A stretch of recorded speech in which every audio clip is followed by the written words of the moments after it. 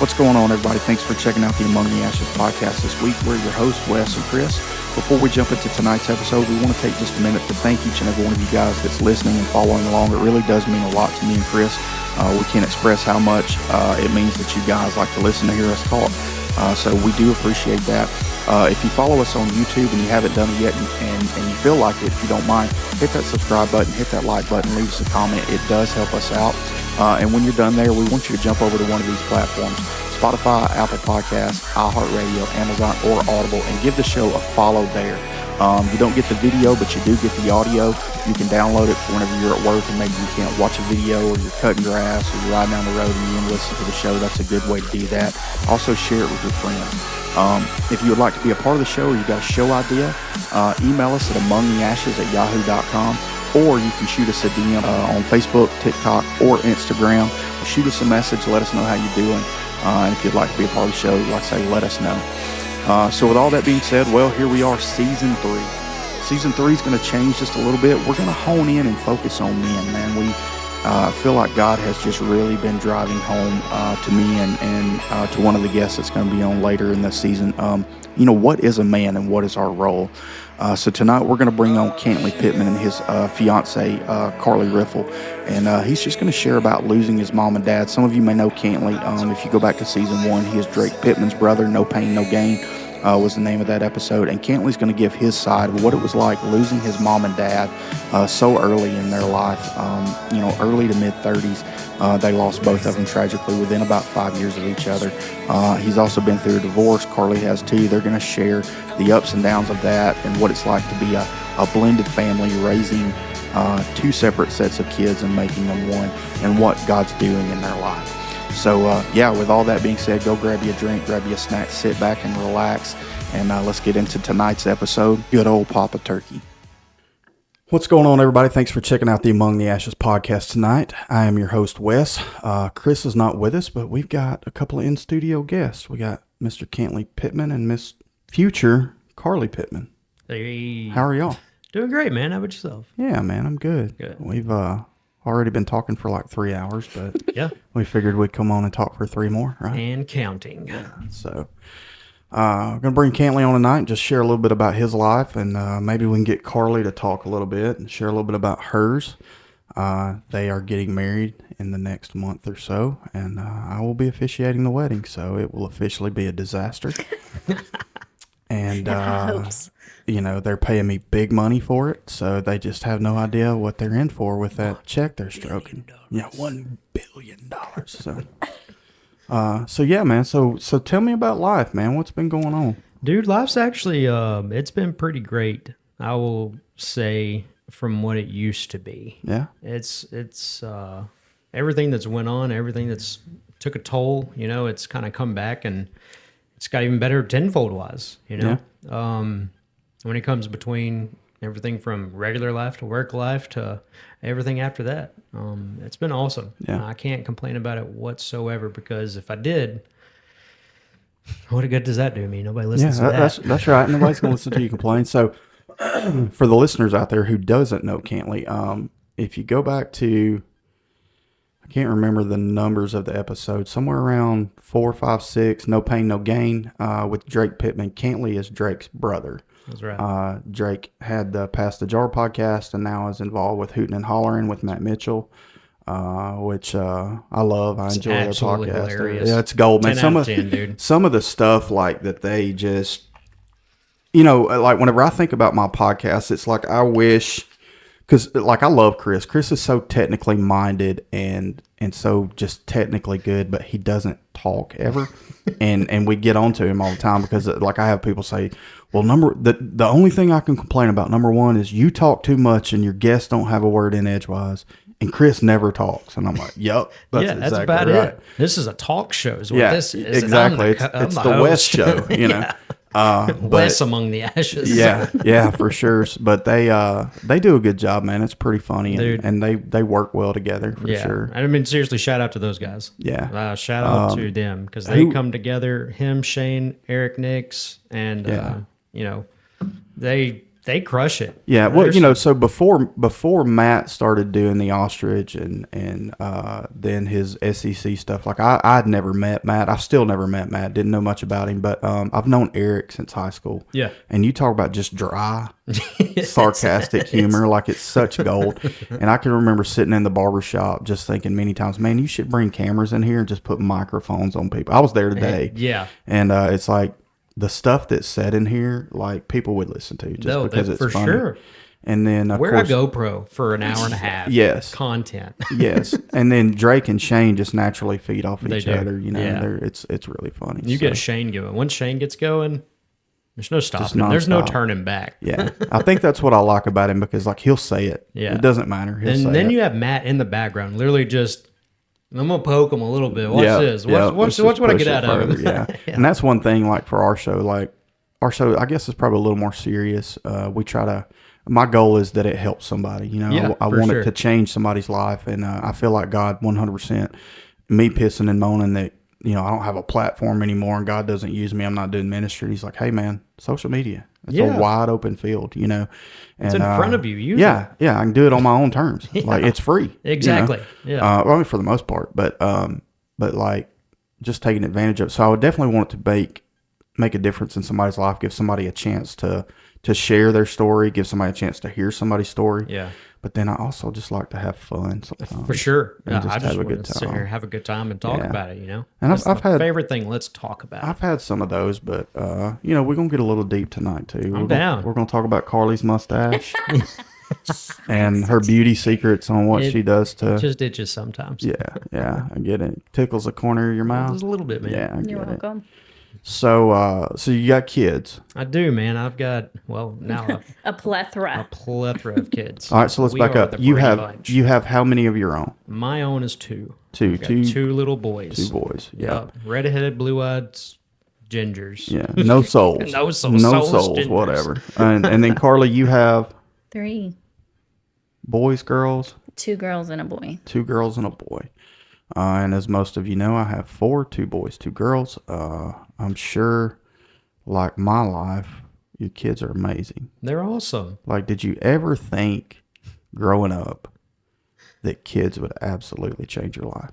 Honestly. Like, you knew they would wreck your life, but... But I will say this. My kids, as they get older, they have changed my life in a way that I don't think I ever really recognized what was going to happen when I had kids, because there for a while, truthfully and honestly, I went from a downward spiral, and then as they progressed, I progressed. So being able to see how they changed, it made me change as a human being and as a father and as a person, and from the inside out. I got gray hair, but with that gray hair that I'm getting along with it, dude, I've learned so much from my kids. I've learned so much from her kids in just a year of being with them, to the point where I go, what was I thinking at that point in time? And I start reflecting back, and then I start recognizing how to fix the problems that I had and the issues that I was going through, because there was a deep, dark side of me that just, I'll be straight up for it. I was a bad person. Yeah. But now I have grown, and with me growing, my kids are growing. Yeah. And she's growing. She's helping me grow. I'm helping her grow, and everything's growing. It's literally like, it's like we planted a tree, and that tree takes a long time to grow, right? Sure. So as it's growing, it's getting beautiful, and it's going to extend its limbs, and it's going to drop seeds, and then it's going to grow more. So as it just keeps going and going and going, to the point where I look at it and I look back, and I'm like, you know what, man? I've made it this far. I wonder how much further I do get. Yeah. And I still question. There's still questions that I ask daily. What's this going to be like? Like my boys, they're 5 and 8. Ferris in 5 years. What's he going to be like at 10? Sure. Yeah. Arian in 10 years. He's going to be 18. What's he going to be like at 18? And it's crazy because you have those kids that are, like you said, they're older.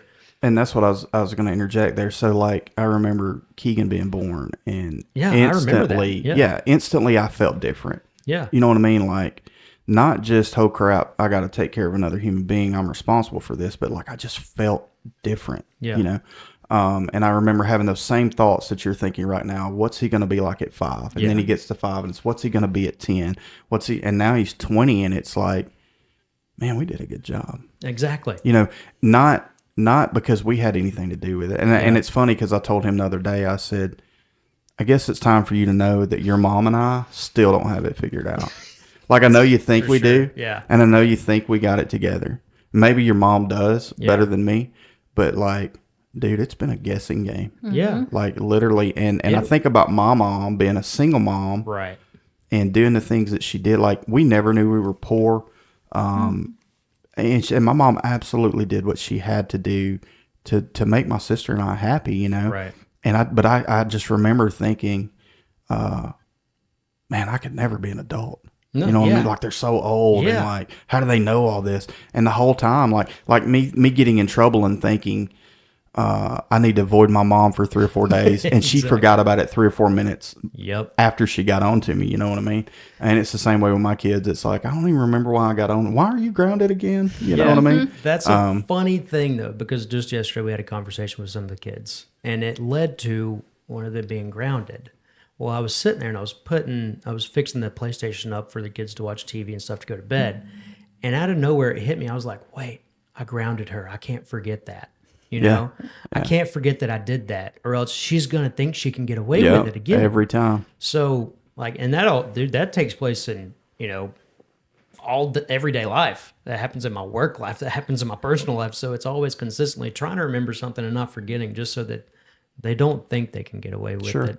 And like you were stating, you know, it's growth. Yeah, 100%. It's growth. 100%. And I think it's a beautiful thing when you realize that. You know, your analogy about the tree is 100%. You know what I mean? Like, you're planting something in the ground as a young adult and you're watching it grow. And if you're doing your job, it's going to flourish. Right. know? They say grandkids are better.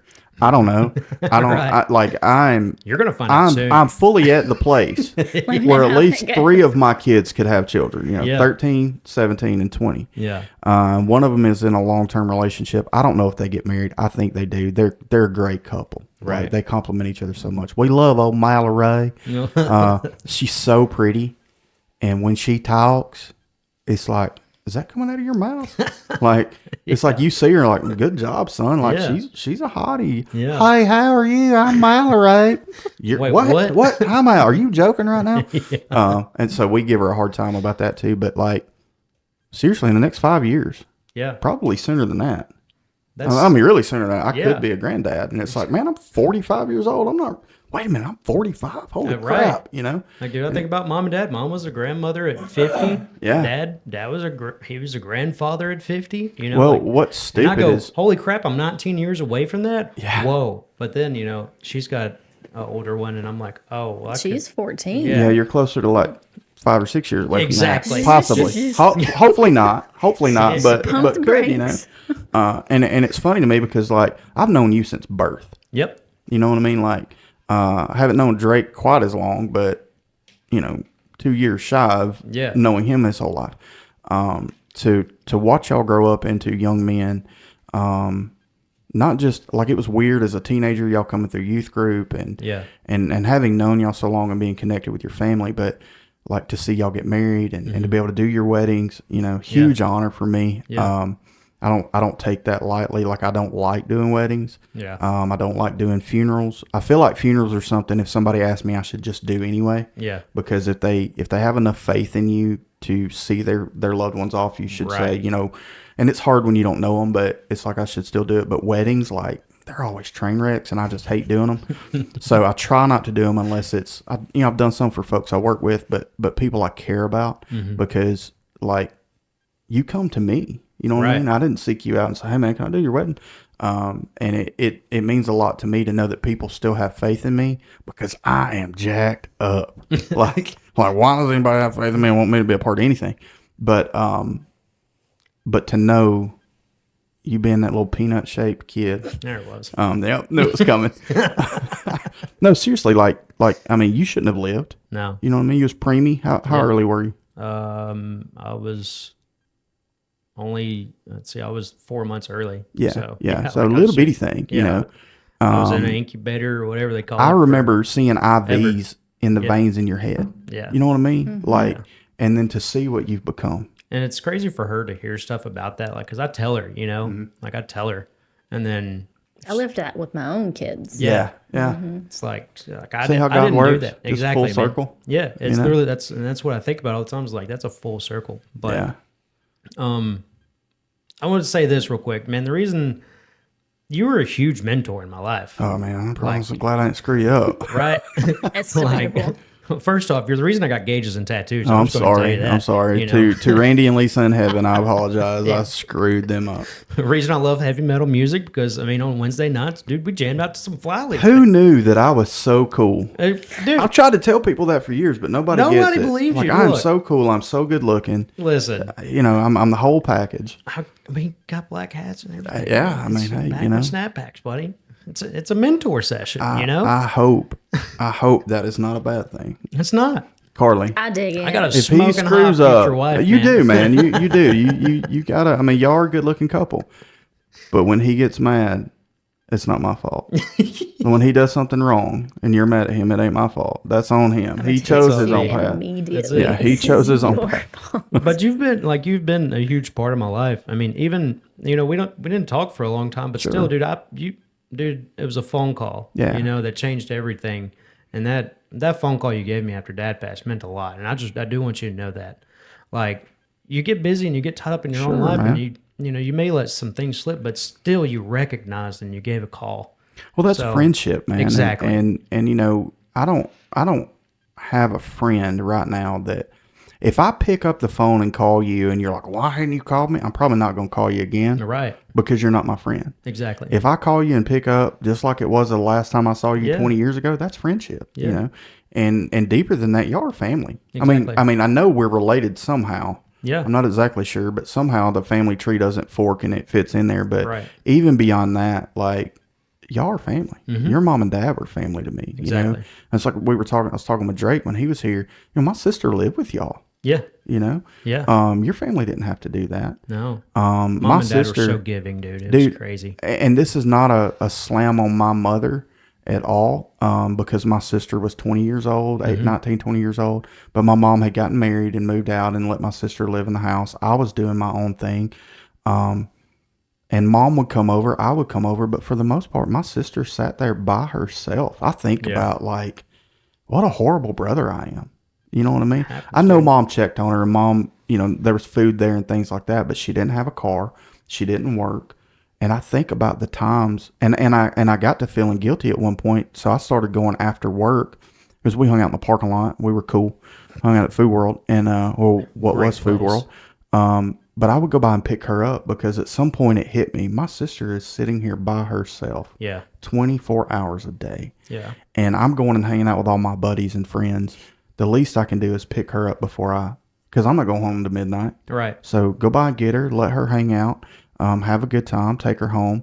But, you know, at some point there, I don't know why it happened or whatever reason, but your mom and dad took her in like she was theirs, you know, and I know she lived with them for a while. Yeah. But your mom and dad did that with several people. They did. Like I remember through the years, a lot of people coming through and just them being such loving and caring people that they would take him in. Yeah.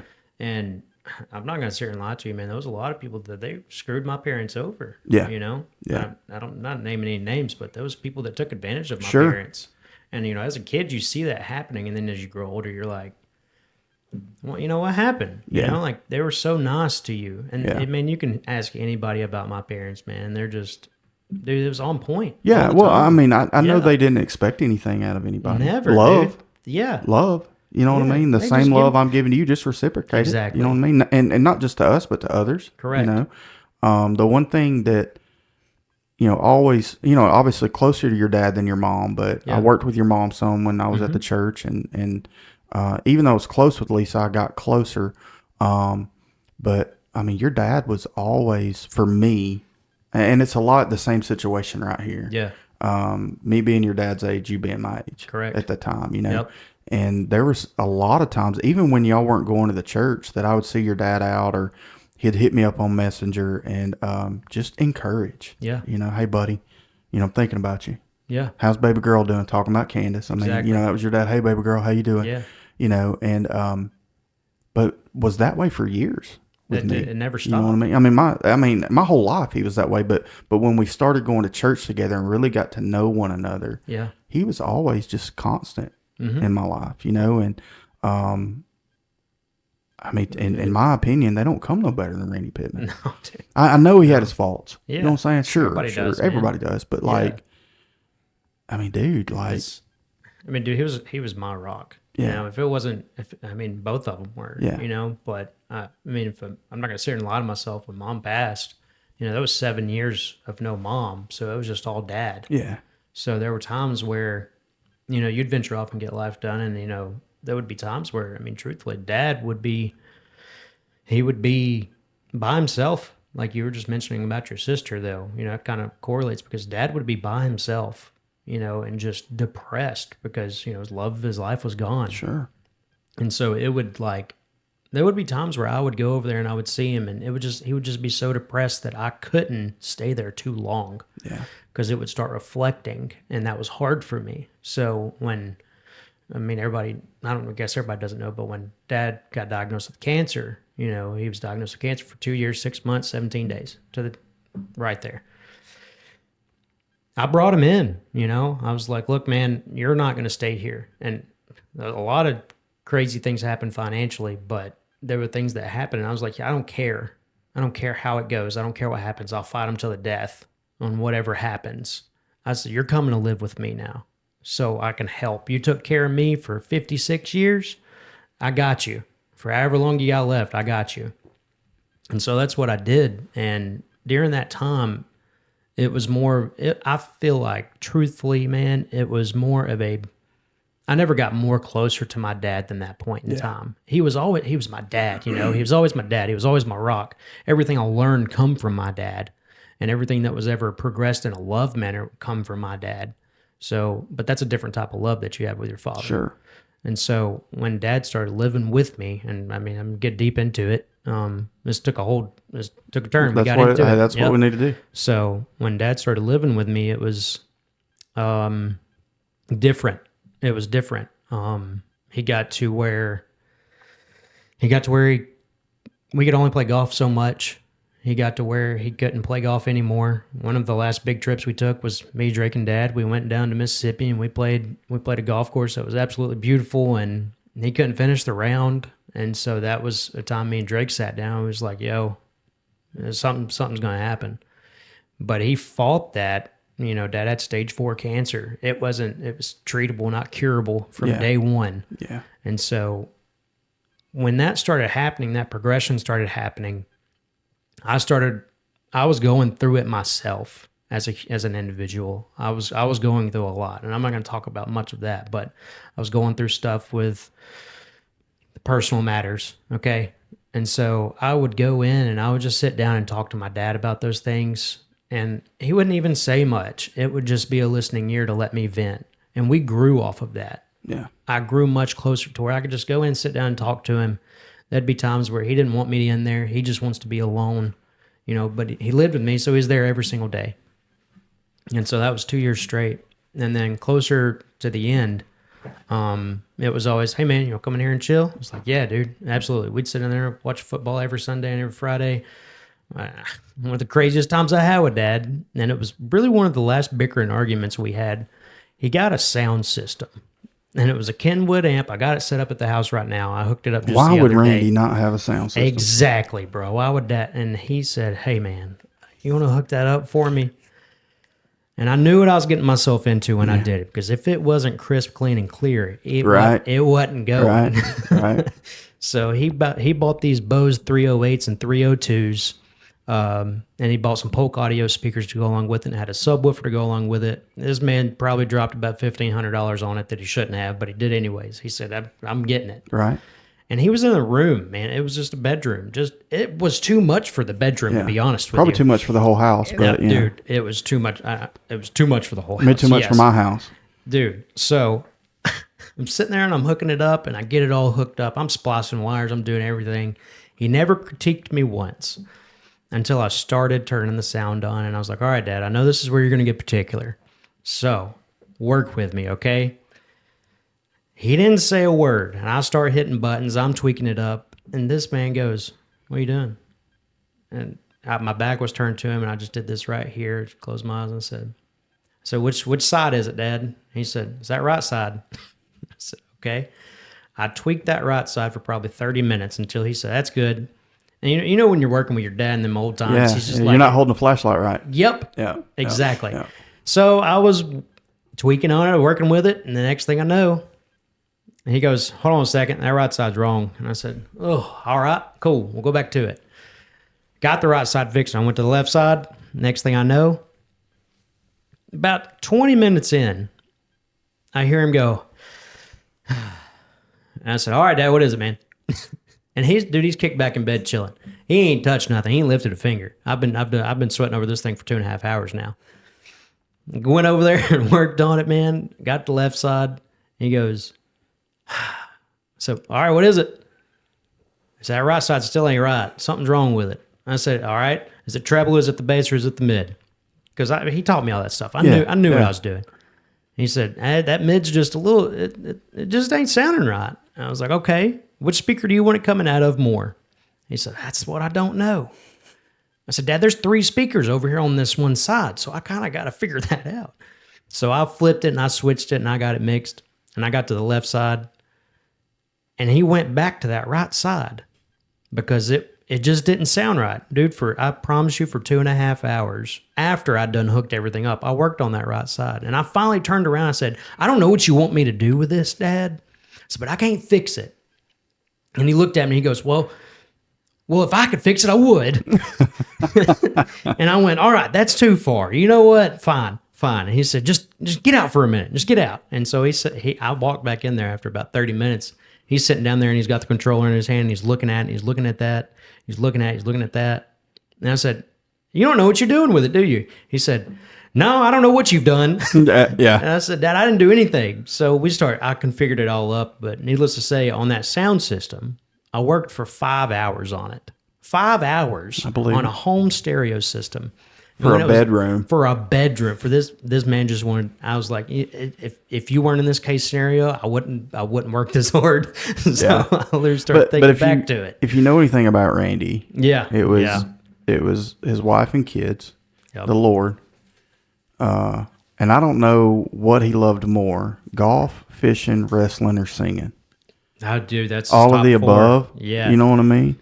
All of the above. And I can 100% say I attribute a lot to Randy in the way that I deal with my kids. Yeah. He made a statement to me one time. He said, "My boys can get me as dad or they can get Randy." You know? Yeah. And I adopted that. You know what I mean? Like, because I knew, like, even though I was out of my dirt when I was in church and really around your dad at, 17, 18, 19 years old, I knew that if I had a problem, I could be stone cold drunk at a party. Yeah. Call your dad. He'd have just come got me. Every single time. There wouldn't have been no question. Now, if I had stayed at y'all's house, there might be questions the next morning. Yeah. But, okay, man, I'm on my way. You know? And I've adopted that with my kids. Hey, look, you can get Dad or you can get Wes. Yep. Dad's here. Yep. Tomorrow morning when you're hungover, I'm going to be scrambling eggs and frying bacon and beating pots and pans until you puke. Yep. And you're going to learn a lesson. Yep. You're probably going to get grounded. You're going to be in trouble. But tonight, I would rather know that you called me and I came and got you. Yeah. And you're safe. And I know I could have done that with my mom. I think I would have been so embarrassed. That I let her down and hurt her, Thankfully, that part of my life didn't last a couple of years. And unfortunately, I had friends whose parents would let us drink at their house. Fortunately and unfortunately. Like, I told my mom about that a few years back, and she was like, "What's her number?" And I was like, I don't know, Mom. Like, no, like, I'm not. But I get it. You know what I mean? Yeah. I don't want my kids hanging out at parents. But at the same time, like, the flip side of that is at least they care. Yeah. Their morals may be wrong, but they care enough to keep your kids safe. Yeah. The right thing to do is no, you're not doing that here. But, you can't control everybody. But I always knew Mom and Dad. Well, if Mom would rat me out to Dad. Yeah. That's what Mom would do. There was never a point in time where if I did anything wrong, Mom just kept it close to her and just keep it right here. You know, Yeah. she never did that, and I loved her to death. Don't get me wrong, but I would hide so much stuff from my mom because I didn't want Dad knowing. Right. Right. You know, sometimes I would walk in and Mom would look at me, and I was like, "Don't look me in the eyes right now." Yeah. 'Cause I know it's coming at about 2 a.m. when Dad gets off work. Yeah. Yeah. Well, that, you know, the dynamic, it's funny because like I saw a relationship. Your relationship with your dad is totally different than Drake's relationship with your dad. 1,000%. Me and Drake And talk about that. And Drake's relationship with your mom is totally different than Yep. your relationship with your mom. I always saw Randy being closer to Drake and you being closer to your mom. Yeah. But I also saw the dynamic between you and Randy and the dynamic between Lisa and Drake. And I told you this after he died, dude, your dad and your mom loved y'all. Oh, 1,000%. Man. I mean, like, It wasn't nothing I couldn't yeah, ask for. no doubt. If they could do it, they'd do it. Yeah. Probably to a fault. Yeah. You know what I mean? And well, I mean, is there really, I guess there is to a fault with your kids, but like, they knew just how far to let y'all go. Exactly. That's what I was going to say. Yeah. Let them be men, you know, let them make their mistakes. And at the same time, hey, that's a little too much. Yeah. They're not ready to be that type of man yet. Yeah. You know? And I respect the crap out of that, you know. To have parents or to be a parent makes me understand it more. But yeah, so just a totally different dynamic between y'all, but like the relationship was there. Yeah. You know, completely. Yeah. Just different, you know. And I would say Candace and I have different relationships with each of our kids. Keegan has always been my buddy, right, like from the get. I love my girls, not as close to them as I am my boys. Yeah. The thing if I have any regrets is the older I've gotten, the less I've done with Cullen as far as going out. Like Keegan and I used to throw the ball every day. Right. He always wanted to throw the football, always wanted to be outside. I've let Cullen more or less make the choice of what he wants to do, and it's video games, and I'm okay with that. You know what I mean? I think sometimes it's a little too much, but I'm okay with that. But the older they have gotten, it's gone from just being my sons and my buddy to being my friend. Exactly. You know, we went to the Bama game last week, and nice. First game Cullen's ever been to. So I've carried both my boys to their first game, and they kind of reacted the same way I did. First time I was like, oh, this is awesome. This is exactly what I thought, but nothing like what I thought. You know what I mean? And Cullen is he's a live wire, man. He's always wanting to make somebody laugh and cut up, but then I would watch Keegan watch his little brother. Right. Like he's going to make sure where he's at. Right. You know what I mean? I didn't have to worry about it. Keegan was on point, you know, with where Cullen was. And in the game, he's leaning over and he's pointing things out and showing things to Cullen. That's awesome, dude. Because Keegan's been several times by him. So he was at the Georgia game. Yeah. Like, golly, man, I'd love to have been there. But being able to move from that relationship of them just being my kid to being my friend. Yeah. You know, and don't get me hangout, man. Yeah, don't get me wrong. I'm not like my friend as in like I'm going to go out and party with them and get them hookers and cocaine or anything like that, but like you know, we can cut up and have a good time. Yeah. And it's, you know, you can be a man in front of me. You know what I mean? If you want to cut up and joke, I mean, there's lines to everything. Like, you know, I don't want to sit here and tell dirty jokes with my kids, you know what I'm saying? But, you know, if you want to crack a dude joke, it's funny that my 13-year-old is getting that comfortable with me. You know what I mean? And it's nothing inappropriate if my wife's listening, you know, anything like that. But find that spot. He's starting to get more comfortable. And it's not just, well, I better not say or do this because dad's going to get mad. Right. He's starting to realize that I'm a human being. Right. I'm not just dad, you know. And Keegan, to Keegan's, I can't think of the word. Like Keegan's, they're all four of my kids are awesome. But like Keegan's 20 years old and he still asks, can I go here? Yeah. Can I go there? And I'm like, yeah, you're 20 years old. Of course. You know, you don't have to ask. And he's like, but I live in your house. Yeah. So because I live here, it's not that, and he would probably go anyway. Yeah. But it's respect, you know. Yeah. When they get home, all of my kids, when they get home, the first thing they do is come in and kiss their mom goodnight. Yeah. Dad feels left out, you know what I mean? But if I'm awake, they'll hey, I'm not, good night, I love you, Dad. But they won't wake me up because they're scared I'm going to get mad because I tell them like, hey, don't wake me up. Try not to wake me up, but they're going to wake their mama up. Right. 100%, and I'm usually awake when they get home. Sometimes I'm not, but it's like, it's that tender love and care for mom. yeah, I mean, he's 20 years old and it's like, hey, don't be out too late. He's home midnight, 1 o'clock. Yeah. And he's a firm believer. He's like, there's nothing to do after midnight. Exactly. Why be out? If he's out late, 1, 2 in the morning, he's at his girlfriend's house. Right. Her parents are there, which, again, they're 20 years old. Yeah. If you're going to do something, you can do it in the backseat of a car. It ain't got to be at home in your bed. You know exactly. what I mean? If we're not home and he wants Mallory to come over, it's, hey, can Mallory come over? Yeah. What's her parents think? Are her parents okay with that? Exactly. You know what I mean? Well, stay downstairs. They'll stay downstairs. Yeah. Now, I'm not saying, again, nobody's home. Mm-hmm. They can do what they want. But I don't believe that's going on. Yeah. I'm not naive enough to think that it couldn't go on right. or wouldn't go on, but like I think he respects us in that manner. You know what I mean? Does. And our girls do too, and so does Cullen. And I attribute that to having good people in my life that were. I didn't have a dad. Right. So to have men role models in my life that loved their wives and treated their kids good was huge to me. My stepdad was very abusive. I didn't really share this much growing up. He was very verbally abusive, and I always said he didn't beat on me, but he would. It wasn't. I mean, it slapped me around, knocked me upside the head, and my mom's probably hearing this for the first time right now, because she listens to every show. Oh wow. But there were a few times that he either threatened me or made good on it, and it wasn't anything.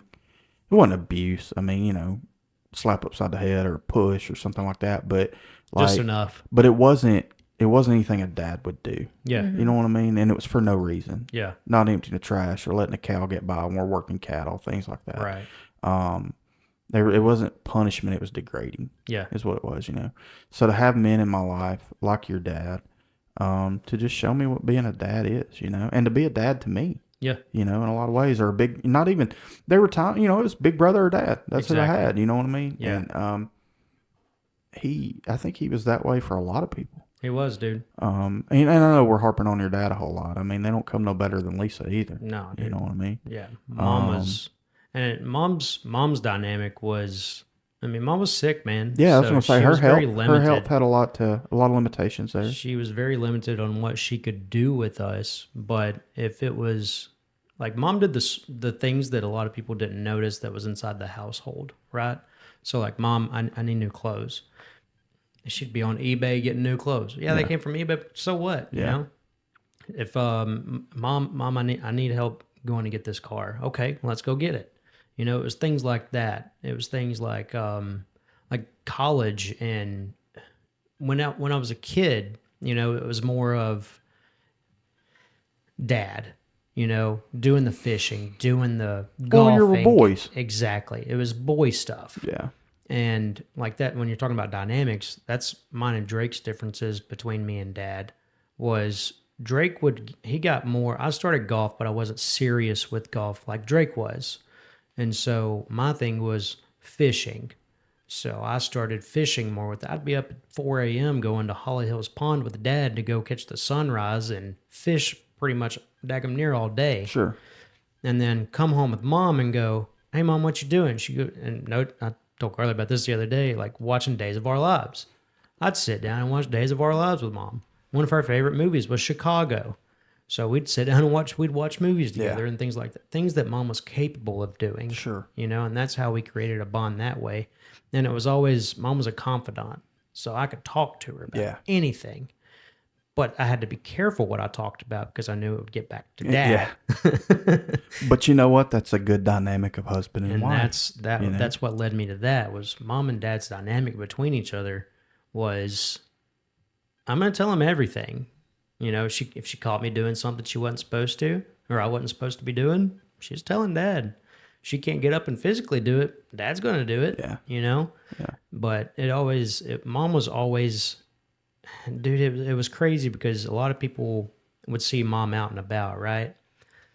At home, Mom was that person she was sick. She was in bed a lot. and that was something that I lived with. You know, there wasn't really mom got, you know, on all of her medicine. She had lupus, of course, so she was on a lot of medicine, a lot of different problems that come along with that. She gained a lot of weight at one point in time. Well, then she went and had surgery, and she lost a lot of weight, and then that's when I started seeing mom able to do more. Yeah. So that's when she started coming to my football games. She would come to my golf matches, things like that, because I was in high school at that point in time. And so that's when, and mom, dude, every time, I remember every time if I scored a touchdown or I made a good play, I'd always see mom up there jumping, you know, and I'd see dad up there just going, you know, that look, good job, man. But those were the things that mom was able to do.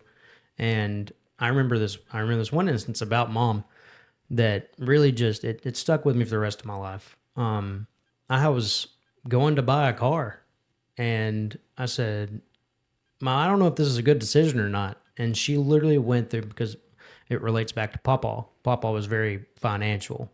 And sometimes they weren't. So she said, well, I learned this from your Papa. Can you buy it? I said, I think so. You got the money to pay for it? Yeah. Well, why are you calling me? And I went, well, I kind of just wanted to make sure. She goes, well, what makes you think you can't? I said, well, that's a good question, Mom. Okay, what do you need? And I was like, well, I need about $3,000. And so guess what she did? She pulled out $3,000 and brought it to me. Yeah. And, you know, money isn't that, but it was the questions she asked prior to that to make sure. But then she was able to help provide for it and knew that it was something I needed because my car was busted up. I needed a car. So she helped me out with that. And then I remember she made me, for at least 3 weeks, clean out my car every day, wash my car every day. And if I didn't do it, I would be punished by hours taking off of going out and driving. Yeah. You know, you had to come home at this time because you didn't do this, so you're gonna recuperate that time. Yeah. That's smart. And that was things that, you know, I didn't realize would correlate in life. So mom was that lifestyle. Dad was that, I'm going to make sure you have. I'm going to make sure that you also give in the future. And then now you're going to grow up to be a man. So I've got to show you that side also. Yeah. When I was a kid and I started to become a man, Dad made sure that that transition was either going to, one, be really hard, or two, you're going to make it easy for yourself. Yeah. And when you say that Dad being a great mentor, Dad was an awesome mentor. Yeah. Dad was fantastic. He was an amazing human being. There's not a person in this world that knew my dad that you won't come up to and go, so what'd you think about Randy Pittman? My God, he gave the best hugs. Yeah, 100%. 100%. You know? Oh, he was a phenomenal singer. And then what they don't know is while Dad was singing, Mom was running sound. Yeah. Every single time. Yeah. For my whole life, Mom was running sound. Yeah. There was never a point in time that wasn't happening. And like people like Rob and Veronica. Yeah. Rob and Veronica Wright. Dude, they become best friends with Mom and Dad. So then they become a part of my life. And dude, it was crazy how you talk about dynamics, how everything that they did implemented in my life was reverberated back, and it become a huge part of my life. So like, that's like for you instance, I wouldn't know you if it wasn't for my mom and dad. Sure. I wouldn't sit here and have this conversation with you if it wasn't for them. Sure. So at the end of the day, I'm grateful and I'm thankful for everything they gave me.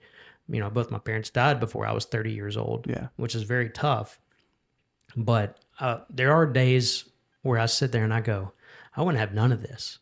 I wouldn't be able to overcome and understand like I did if I didn't see them struggle and overcome. Sure. You know, there was never a point in time where my parents always went, we can't do that. It was always, we'll figure it out, you know? And then that come from my grandparents also. Yeah. So like, there was a lot of times where they were just like, you need to go talk to your grandparents. And that, I never understood that we don't have it, you know? Yeah. So, but there was just a lot of different things in life that kind of came along with that I don't really talk about, Wes. I don't talk about it. That stuff, like, after Dad died, dude, it's personal, but I did 6 months of therapy. Yeah.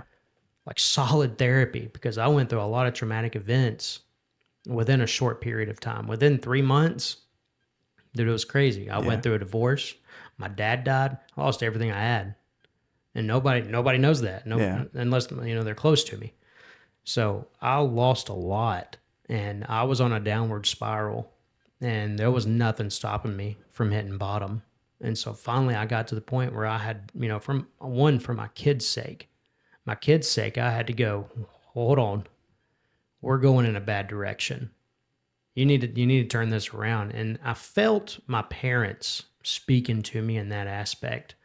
I would have dreams of it would be just dreams of being able to just walk up a hill, little things like that. I would have dreams of somebody just coming up and I would feel it, but I couldn't see it, but they would hug me. I would have those little dreams like that. And during therapy, they would talk to me and I would get this stuff off my chest, things that I don't talk about to the regular person that I know.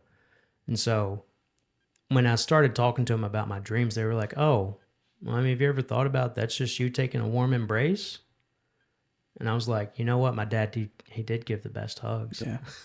He was always there for my mom. She would sit up out of bed and give me the biggest hug she possibly could. She may not be able to stand up that day, but she still loved me. And so through therapy and through all that, I've now become very independent for myself in aspects, but I also need some help, which is where she comes into play. Sure. And like my kids, I have to make sure that my kids are taken care of. And I was going down, dude. I was going way down, and to the point where I had to question myself, and it was either go down or I get back up and I start trying again. Yeah. And so I flipped dramatically, dude. I think people that people that have never been faced with that don't understand. Like maybe they do. I think, if we're being honest, I think probably everybody has that moment at some point in their life. Got to. It's just a matter of how long you stay in it. Exactly. For me, it's been 13 years. Yeah. And not to make it about me, but no, you're good. I never thought.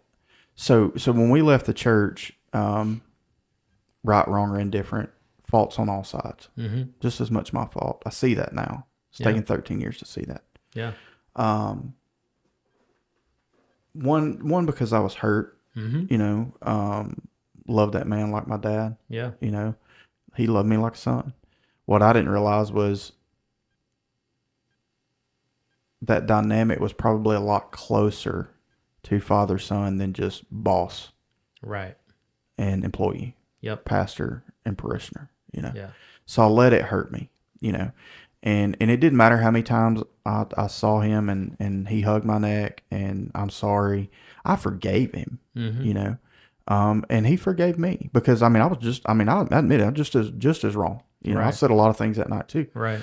And probably wasn't doing everything I should have been doing, Mm-hmm. Probably taking advantage of the situation some, didn't really realize it in the moment, but I can look back and think, I probably was taking advantage of the freedom in the job, Yeah. But every time I saw him, those feelings would come back up. And even though I forgave him, those feelings would come back up. And it's taken me a long time. I'm doing a study with our Sunday school class right now on the flesh and the spirit and what's the difference, and God's been leading me down. Look, dude, the last year for me, mm-hmm. and we've talked. Absolutely. It gets bumpy. Dude. It gets bumpy, dude. It's not things I can share with just anybody. Of course.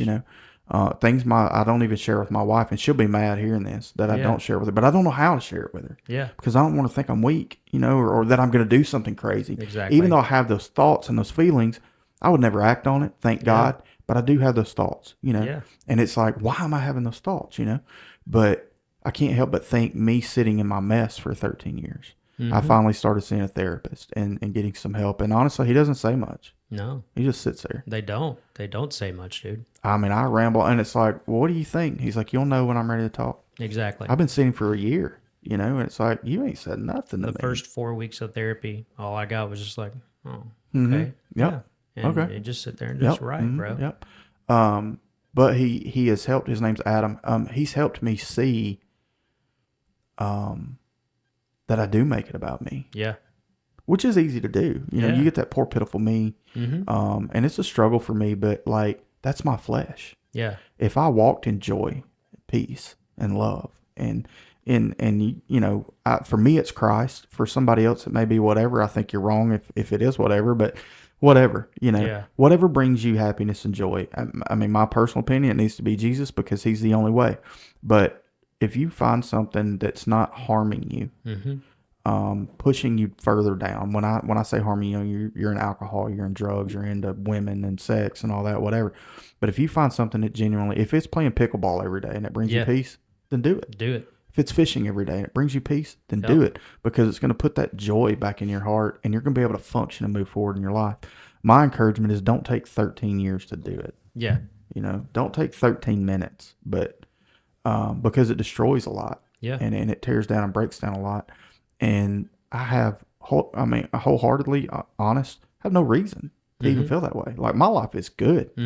I know people right now that would trade lives with me in a heartbeat. 1,000%. I mean, my kids are healthy. Kirsten's got diabetes, but she's managing it. Yeah.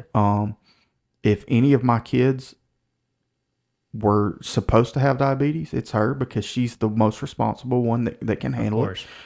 So God knows what he's doing. Yeah. Candace went through cancer, but beyond those two things, my life has not been hard. Yeah. A little bit of abuse when I was a kid. Didn't have a dad. Faced a few trials, but I didn't lose both my parents in 5 or 6 years. Right. I haven't, thank God, I don't want to say that, but thank God and praise God, he keeps my kids safe. Haven't lost a child. Yeah. Regardless of where I stand with my marriage at times, she still loves me. Yep. I come home to her every night. I have a good job, even though I complain and piss and moan about it. You know what I mean? Like, there's so That's much. life, though. Yeah, but there's so much good, and all I'll choose to see is the negative. And it's taken a long time for me to move past seeing the negative. You know? And if we could just figure out what it is to dive into wholeheartedly and get out of diving into the crap, we'd move forward so much faster. For sure. And we take those moments that our parents instilled in us for granted. Yep. But maybe we have to go through those times in order to see the gift that was truly given to us too. I don't know, but I mean, like I said, I didn't lose both my parents, go through a divorce. You know what I mean? Lose everything, my life be turned upside down, and then here you are with a smile on your face. You know what I'm saying? That's what you got to press forward for, man, because there's always something to look good at. Yeah. Yeah. And I know it's tough, but like you're even better since the last time we talked. 1,000%. It's not just, and I know, look, I don't know if you know this about Cantley, but Cantley will smile at you. He's like me. He'll smile at you and tell you he's okay. Yeah. Oh yeah. And I'm fully act aware. and full on front. And he's dying inside. I know. I know that. Shame on me for knowing it and not knowing how to pull that out. You know what I mean? That's tough to pull out, though. It is. You just have to kind of wait it out. Yeah. Wait for the time, that they're ready. And that's the thing I try to get people to understand is like, I will eventually tell you everything. Yeah. I just can't right now. Yeah. Just give me a minute. Whether God's telling me don't, or I just need a minute. Yeah. Don't be mad at me. Yeah. It just give me Let me a minute. sit in it for a minute. Yeah. You know? And that's, and that's the whole story behind the name for the podcast. When Job sat in his ashes, it said he sat cutting and scraping his sores, but all his friends, including his wife, and it tells you that God was angry with him because God didn't take his wife. Correct. That nagging heifer. Yeah. No, I'm just kidding.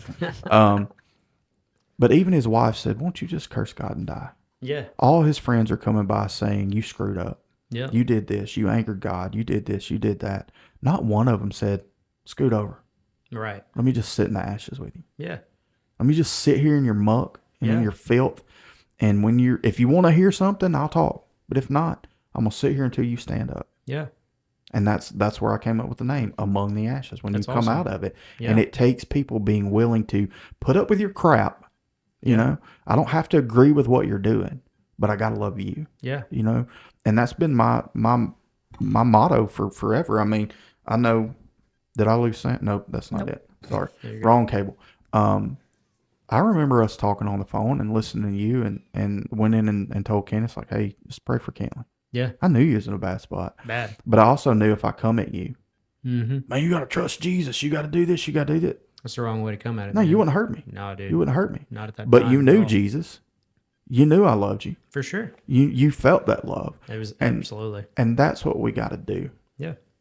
That's what we got to do to help people get past whatever it is in their life that they're trying to get through, whether how minor it seems to you. Mm-hmm. It's a your molehill is a mountain to somebody else, and we don't do a good enough job. We have such big expectations for others, but not for ourselves. Yep.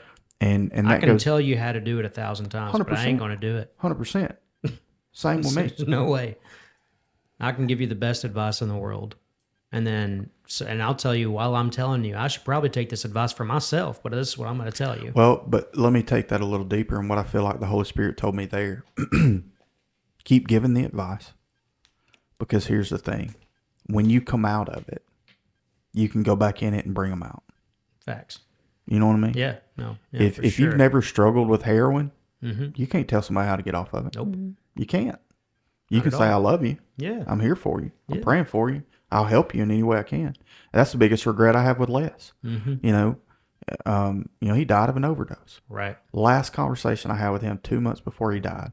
When you decide to change your life, you can call me. Yeah. If not, if you need food, I'll bring it from the church. Yeah. Beyond that, don't call me, because I'm done. I'm done with your crap. Yeah. What I should have said was, man, I love you so much. And I hate to see you struggling. I know you're struggling. What can I do?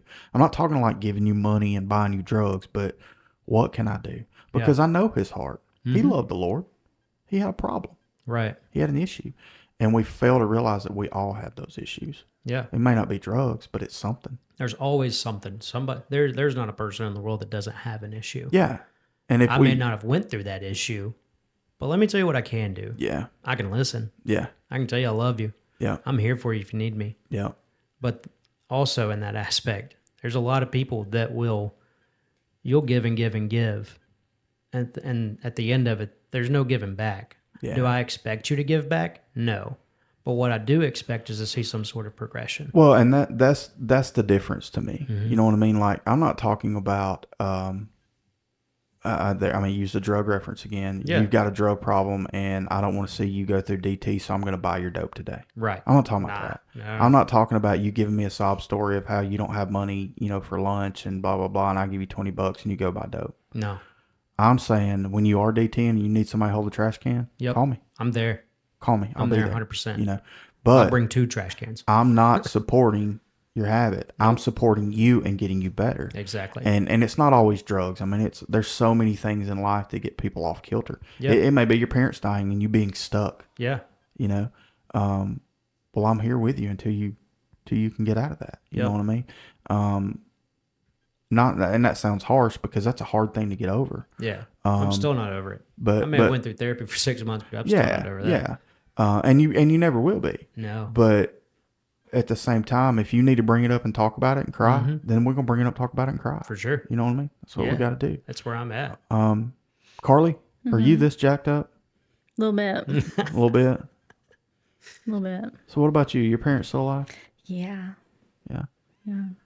Dad's had more strokes than I care to count, and he lives with us, and so that's an exciting time.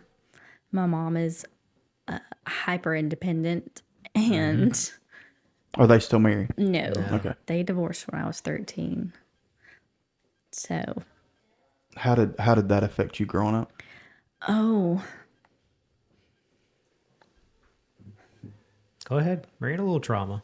Go ahead. It's all right. You ain't got to go deep. Or if you don't want to talk about it, we ain't got to wasn't- talk about it. I wasn't happy about it, but at the same time, I'm super optimistic. And I was like, I'm going to have 2 houses. I'm going to have 2 Christmases.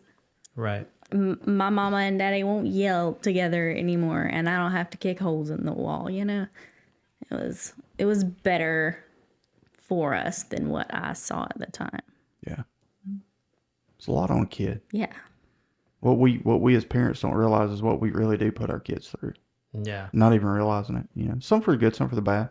But in those situations, I don't condone divorce, but in those situations, I condone getting some help because it affects more than just you two. It affects your kids, and that's the place I'm at. Like, I'm not going to yell and scream anymore. No. I've done it. Yeah. I'm not proud of it. But the last probably 5 or 6 years, it's like, when we've had some fights, but like, I'm not doing it in front of my kids. Yeah. I just don't. It's not worth it. No, that's I don't want them panicking, thinking we're splitting up, or Yep. you know, dad's going to lose it and wail on mom, or you know, I just don't want them to have that thought. But not only that, but I don't want them to grow up thinking that's the way it works. That's the way it was in the house I grew up in. I lived with my grandmother for the first 5-6 years of my life, and my granddaddy was an SOB all the time, and my nanny was a crazy bee all the time. You know, that's all I heard. He'd come in, she'd start wailing on him, and then they'd get into it until he just finally walked out, went to bed, or went outside or whatever.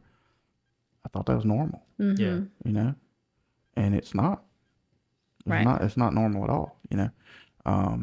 That's those things. I mean, fortunately for me, I didn't have to go through. Yeah. Mom and dad they would shut the door. You know. Yeah. So like I feel for her. Yeah. When she'll tell me about some of the things that I'm just like, God, let me hug you, dude.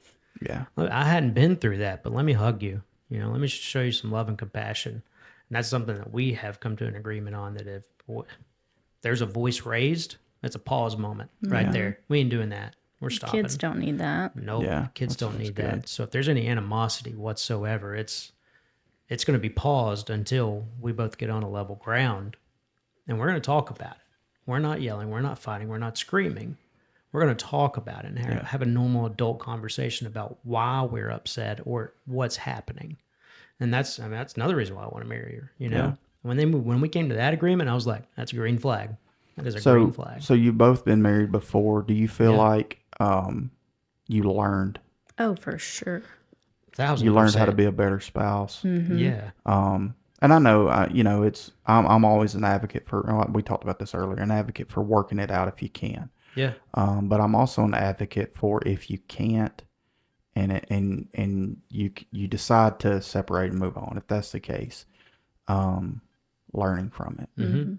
Whether you choose, you know, if you're going to choose to go down that marriage road again, make sure you learn something. Yeah. You know, because it's tough. I mean, marriage is tough, man. Yeah. It's hard. It's one person for the rest of your life. Yeah. And no matter how much you think you know that person, things change. You know. And you know, we talked a lot about downstairs, like communication breaking down. Yeah. You know, that's a killer. Yeah. And if anything, I hope that you guys learned is that hey, we got to talk, and it sounds like you have. I mean, you know, unless you're blowing me full of smoke, which I don't think you are, but you know, that's key. Yeah, it's not only key for y'all, but it's key for y'all's kids too. I mean, as a blended family, they don't need to go through that again. She tells her kids all the time, and I tell my kids, use your words. That's that we say that so much. Use your words. Use your words. So you're those hippie people. I get That's it. for sure, dude. She No, works. I learn it from work. I get it. And I Hippy learned dippy. She's so out there. much more patience where I work. You know what she does at work, folks? She wears this long white flowing dress and puts sunflowers in her hair, and she dances around praying to fairies all day. It's hula hoops, okay? Oh, hula hoops. I do hula hoop tricks. With streamers. She's got streamers too. Yes, you got the streamers going. Yeah. And I do acquire pictures of mushrooms that I fancy. And we know how you fancy the mushrooms. The pink elephants. No, I'm just kidding. No, I mean, like that's a great attribute. You know, use your words and don't use them loud. Just let's talk it out. You know, and that's been a hard lesson for me. Yeah. You know, it's been a hard lesson for me. With 5 kids, man, there's a point in time the head There's lots of starts words. spinning. Yeah. And you know, that's something that, like, when Kick him in the chest and yell, "This is Sparta." Exactly. Yeah. She will start being like, you know, and I'm just like, hey, you know, that dad voice kicks in. I'm like, you figure it out. Enough's enough. Because Yeah. mom Enough's can enough. yell and say things, and they don't bat an eye until 100%. my head spins in circles. 100%. You can sternly say something, and they're like, "Yes, sir." So Cullen will be in his bedroom, headphones on, playing his game. And I will sit there on the couch, and Candace is yelling from the kitchen. And I know everybody hears her. Keegan, too. Come to dinner now. She's text, everything else, screaming, Cullen. I can say it twice, Yeah. maybe. Yes, sir. Yeah. Like, how do you hear me and I hear your mama? Like, I know my voice is deeper than hers, but she's yelling louder than I am. I have do you learned not hear that her? dad voice is a real thing. And Yeah, I still 100%. remember from my dad, dude. Just something about it that makes you shiver. Yeah. Yeah. If it gets deep enough, Yeah. it's game over. He can whistle. He's got them trained. Yeah. Oh, and that's Yeah. a good thing. I remember Rob Wright saying that Yeah, and his kids. the I thought he was snaps. joking. Our So he, kids- No, dude. so Rob tells me that when we're talking about kids or whatever, Yeah. and he's like, "I've got mine trained, man. If I snap, they know what's going on." And I kind of laughed. He said, "Watch this." And Yup. one of them was walking by, and he said, and they stopped. Just And like they a deer in looked- headlights, dude. I mean, just Yep. That's the way ours I do. look, learned I learned that from Rob myself. That's I've so funny. implemented it with my kids. And they're like, hold on, what? You Okay. can yell. It's almost like they're desensitized Yeah. to the yelling. They hear that snap. Yeah. yeah. And Candace will say, "Why do y'all listen to your dad and not me?" It's like, because they don't fear you. Yeah. You know, Your and comfort. Yeah, but your here's the comfort. thing: they're Get not out of my head. supposed to fear their mother. You know what I mean? And you know, it's not like, all right. So I had this conversation with a guy at work. He said, "I just don't understand fearing God. Why should I fear God?" It's not that you fear God. Like, you don't live in fear, even though He could strike you dead at any moment. It's not fear; it's respect. Correct. It's same as your dad. You know, my kids know I would never hurt them, Yep. but they know I'll tear that tail up. Yeah. You know what I mean? My daddy still whacks me in the back of the head. Yeah, I mean, you know, and I remember Keegan one time, he got a little loud with his mom, and I said, "Let me tell you something, son. Take that bass out your voice, first of all." Yeah. But that's my wife. Yep. Nobody talking to my wife that way. He tells And she the was my kids wife that all the before time. she was your mother. Yep. And she'll be my wife long after you're gone. So you going to talk to her? Back it up. Backing on up a little bit. And big from dog. then, no, he'll argue with her. I mean, her Yeah. and Keegan, man, they had this weird relationship. They argue. Yeah. And he does it just because he knows it bothers her. Right. He's not being disrespectful. It's kind of just poking the bear a little bit. Yeah, he does that. And, feel like she's all like, of my "I'm not kids- arguing with you, dude." And finally I have to say, "Just freaking do it." Yeah. I'm tired of hearing y'all go back and forth. Just freaking do it, you know. They were That's arguing like today her like and that. Layla. Yeah. Stella peed on, Keegan's got a mat in his gaming chair on the floor, and she peed on it. So he just threw it in his bathtub and left it. Oh, no. And I don't know how long it's been up there. It's probably been weeks. And Candace goes up there today and sees it, and she's like, "What is that doing? Why is it not under that chair? I don't want to mess up the floors." And he's like, "Well, Stella peed on it." She's like, "Just clean it." "I don't know how to clean it." Yeah. Did you ask? How do you not know how to clean it? It's rubber, dude. Go outside and wash it off. Put some cleaner on it, you know. "Well, I'll do it." She said, "No, you'll do it now." And this went on for like 2 or 3 minutes. I finally said, "Just go friggin' wash the mat. Yeah. Just go do it. Like stop. Go do Yeah, it, you know." yeah. But I know he does it just to get under her skin, you know. Yeah. They just got to push some buttons. They're at the ages now. They're going to push. But we were all at that age. Yeah, man. yeah. I still do my mom that way, man. I It's still- not fun for us. I just want you to know. Well, enjoy it. They'll only be little for so long, you know. Exactly. Mom always said growing up, she said, "Don't blink your eyes. Mm-hmm. You know, don't wish your Yeah. life away. Because when you have kids, it's going to go super fast." Yeah, dude. That's I have noticed that. I have noticed that time goes by so fast now, and it's kind of crazy. Like I said, Ferris is 5. I feel like just the other day. Arian's 8. Yeah. That's crazy. Was to your me, mom bro. alive when either one of them, before they were born? Yeah, mom was alive when Arian was born. That's what I thought. I Yeah. couldn't remember for sure. He but- got, let's see, it was 4th of July. A little after 4th of July, she passed. He was right at 1, about a year old, Yeah. maybe a little over a year old. She got a little time with him. Yeah, no, she got some good time with it. She got the good baby cuddles Yeah, and things like yeah. that. But dad got the most of the boys. Sure. You know? And I'm sure it was like watching y'all two all over again, only soulless gingers. He loved it, dude. Yeah. Yeah, soulless gingers. He loved it, man. And you know, that was another reason me and dad started bonding a lot more back Yeah. because this is his grandsons, you know? And I mean it's a conversation for later, like, you know, when dad passed, that was rough because it was me and the boys and dad at the house. Yeah. And all that it all happened all at once. And that was You know, they remember it. I know they do because they talk about it still. Like Arian, he's the one that does it the most. He'll be like, you know, Arian's autistic, so he'll be like, you know, Papa Turkey passed away. I'm sorry, Dad. You know, he'll say those things to me. She's heard it. He'll say those things to Out me. of the blue. Yeah. And he'll be like, "Oh, I miss Papa Turkey." You know, that's what they called him, was Papa Turkey. Yeah. Because he would call him Turkey and Papa Turkey. And, you know, there's things like that even when he was sick in bed, you know, they would kind of shy away, like, we don't want to hurt him. We don't want to be sick kind of thing. Yeah. But he would always get him in there and, you know, wrestle around with him. What's a and lot stuff for like a kid that. to understand? Exactly. You know what I mean? And I know they seen me traumatized in that moment because Yeah. a crazy situation. They walked in, and it was wild. They were in the bathtub and they jumped out, and I went nuts. I started screaming and hollering. I didn't know what was going on. You know what happened, but they walked in and seen it. So they seen Papa Turkey just laying there. Yeah. And it was, I know that Arian remembers it. I know Sure. for sure. Ferris was, he was a little bit younger, but I know Arian remembers that. And that's just, I don't know. It's one of those things you think about, Yeah. But Yeah. Well, anyways. and I Anyways. know that's tough. Yeah.